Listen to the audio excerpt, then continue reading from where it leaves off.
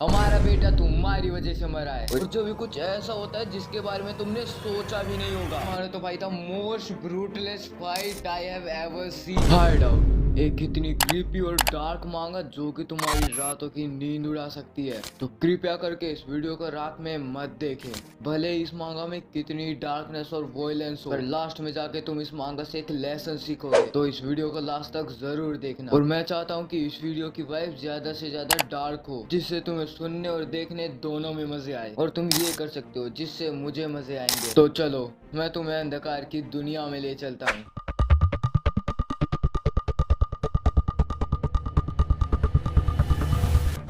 सब कुछ जब स्टार्ट हुआ जब मैं और मेरी वाइफ एक टापू पर छुट्टी बनाने के लिए आए थे, ताकि हम अपनी आपसी दूरियों को कम कर सके। शीची जो इस मांगा का मेन कैरेक्टर है, वो अपने बाप और अपने बच्चों को एक साथ खेलते हुए देख रहा था और अपनी वाइफ को कहता है, पिछले सालों में जो भी हमारे साथ हुआ था वो ठीक नहीं था और मैं ये सब ठीक करना चाहता हूँ। और वो उसे एक ऐसे जर्नी के बारे में बताता है जो कि कपल्स के बीच की खुशियों को ला सकते हैं। पर मिकी जो कि उसकी वाइफ होती है, उसे इन चीजों में कोई भी विश्वास नहीं होता, पर फिर भी वो उसके साथ चली जाती है। अंधकार से भरा जंगल और तूफान जितनी तेज बारिश में वे लोग घंटों से चले जा रहे हैं और वो लोग उस जंगल में खो जाते हैं। जब भी मैं तुम्हारे साथ होती हूँ मेरे साथ ऐसा ही होता है, यू आर यूजलेस। और ये कोई ऐसा वैसा टापू नहीं है, यहाँ पर फौजियों की हड्डी का ढेर हर जगह पर बना हुआ है और साथ में पूरे टापू पर खून भी फैला हुआ है। फिर मिक्की कहती है ये सब बकवास है और वो गुस्से में कहती है कि पिछले साल जो भी हुआ वो सब तुम्हारी वजह से हुआ था। हमारा बेटा तुम्हारी वजह से मरा है। और इस वक्त मेरे अंदर की जो भी हिचकिचाहट थी वो सब खत्म हो जाती है।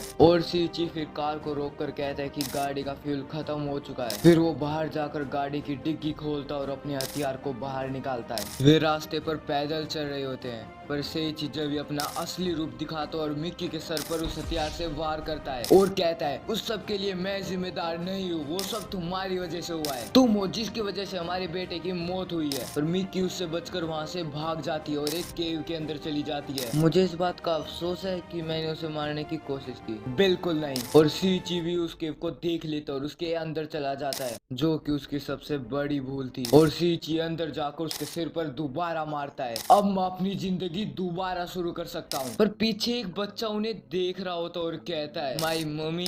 पर सीची उसे नजरअंदाज कर देता और अपने बच्चे के बारे में सोचने लगता है। और फिर वो यहाँ से बाहर निकलने का रास्ता ढूंढ रहा होता है, पर उसे कहीं भी एग्जिट नहीं मिल रहा होता है। और पीछे से एक बुढ़ा कम दानव आता और उसके सिर पर मारता है। और दूसरी तरफ वो बच्चा भी मिक्की की बोरी को घिसटाकर ले जा चुका है। अब सेइची कैसे न कैसे बच बचाकर वहां से भाग रहा होता, पर वो बूढ़ा उसका पीछा कर रहा है अभी तक। और सेइची को ऐसा लग रहा है कि ये सब सपना है, ये सब सच नहीं है। और अगर तुमने यहाँ तक वीडियो देख ली तो थैंक यू। और कमेंट में हॉरर मांगा का नेम लिखना जिससे कि मैं तुम्हारे लिए एक्सप्लेन करूँ। और फिर हमें सेइची के पास्ट के बारे में बताया जाता है कि वो पास्ट में एक नोवेल आर्टिस्ट होता है, जिसे अपने करियर में बस रिजेक्शन ही रिजेक्शन मिलते हैं, पर वो अपने दुख को अपने ही अंदर रखता है। यहाँ सेइची को हर जगह रिजेक्शन मिल रही है, पर उसकी बीवी जो है वो हर वक्त पैसे उड़ाने पर लगी रहती है। अब हमें उस केव का सीन दिखता है जहाँ पर सेइची को एक टनल दिखती है जो कि नीचे जा रही होती है। और वो जैसे ही नीचे जाने लगता है वहां पर बहुत सारे कमरे होते हैं जिसके अंदर लाश पड़ी होती है जो कि ब्रूटली डैमेज्ड होती है। और फिर उसे एक लड़की मिलती है जो कि अभी तक जिंदा है और वो बहुत ही ज्यादा बुरी हालत में होती है। और वो लड़की उसे बताती है कि तुम 9वें हो,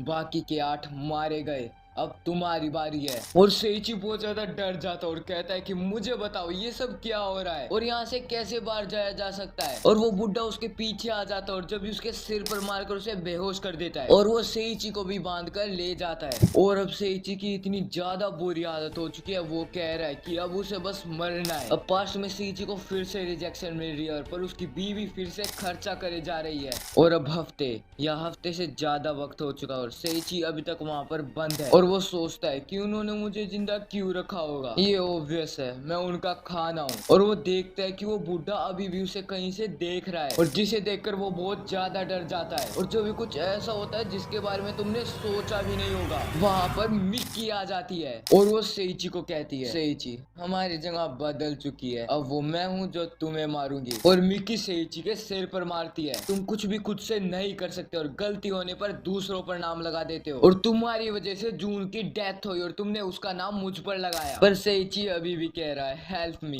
पर मिकी उसे जान से नहीं मारती और उसे वहां पर छोड़कर चली जाती है। और वो जाते जाते कहती है वो मैं हूंगी जो कि अपनी लाइफ को दोबारा स्टार्ट करेगी और यहाँ से निकलने के लिए मैं कुछ भी करने को तैयार हूँ, चाहे मुझे कुछ भी करना पड़े। और हमें पास्ट में दिखता है कि सेइची अपना काम कर रहा होता है। दिखता है कि मिकी शॉपिंग पर जा रही होती है और वो जाते जाते सेइची से कह रही है कि लॉन्ड्री के जो भी कपड़े हैं वो सब अंदर रख देना। पर सेइची ने ईयरफोन लगा रखे है, उसे कुछ भी सुन नहीं रहा है। अब सेइची तो आराम से बैठकर अपना काम कर रहा है और उसकी बीवी वहां से चली जाती है। और हम देखते हैं कि जून कपड़ों को सुखा रहा होता है पर वो सीढ़ी से नीचे गिर जाता है और उसकी मौत हो जाती है। और सेइची अपना काम पूरा कर कर आता है और उसे दिखता है कि जून की डेथ हो चुकी है और वो बिल्कुल ही ट्रॉमेटाइज हो जाता है। और अब तुम बताओ कि ये किसकी गलती है, मिकी जिसने एक बच्चे को घर पर अकेला छोड़ा था, या सेइची जिसको पता ही नहीं है कि बच्चा घर पर अकेला है? तो तुम मुझे कमेंट में बताओ कि इनमें से कौन ठीक है और कौन गलत। और अब वो बच्चा रूम में आ जाता है और कहता है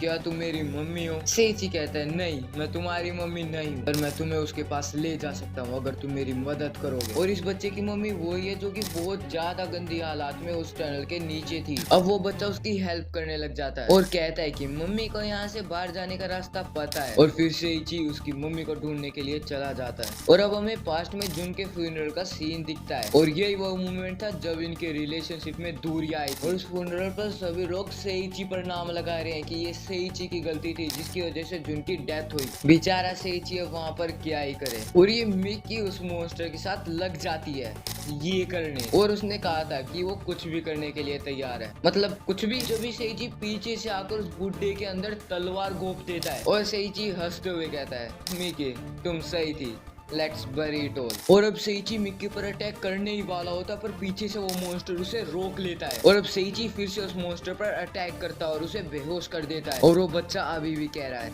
आई वॉन्ट माई मम्मी। और अब मिक्की यहाँ से बाहर जाने का रास्ता ढूंढ रही है और जब भी उसे रास्ता मिल भी जाता है और मिक्की बाहर जाने ही वाली होती है कि पीछे से वो बुढ़ा आता है और अपनी तलवार को मिक्की के सर के अंदर डाल देता है। और सेइची को वो टनल फिर से मिल जाती है और वो उसके अंदर जाने लगते हैं। पर जब भी वो बुढ़ा वहां पर दोबारा आ जाता है और भाई इनकी फाइट मेरी मानो तो भाई था most brutalest fight I have ever seen in my entire life. सच में भाई ये फाइट बहुत ज्यादा ब्रूटल है। और एट द एंड सेइची उस मॉन्स्टर को मार देता है और वो बच्चा भी अपनी मम्मी से मिल जाता है। और अब सेइची कहता है चलो यहाँ से बाहर चले, पर वो लड़की उसे बाहर जाने के लिए मना कर देती है क्योंकि अब पूरी फैमिली मिल चुकी है। जैसे कि उस मॉन्स्टर को भी एक फैमिली चाहिए थी, इसलिए वो इस केव के अंदर सभी लोगों को मारकर इकट्ठा कर रहा था। और अब हमारी फैमिली भी मिल चुकी है, हमें बाहर की दुनिया से क्या ही लेना, अब यही हमारी जिंदगी है। And here the story and in 1989। और जो मैंने अभी तुम्हें स्टोरी बताई है उसी को पढ़कर 210 में दो कपल यहाँ पर आते हैं सेइची को ढूंढने। और वो जैसे उस केव के अंदर जाते हैं उन्हें दिखता है सेइची किरिशिमा। और ये थी हाइड आउट की फुल स्टोरी। होप तुम्हें वीडियो अच्छी लगी होगी और लास्ट में जो तुम्हें लेसन मिला वो भी तुम्हें अच्छा लगा होगा। तो मैं तुमसे मिलता हूँ नेक्स्ट वीडियो में, तब तक के लिए टाटा बाय बाय सायोनारा।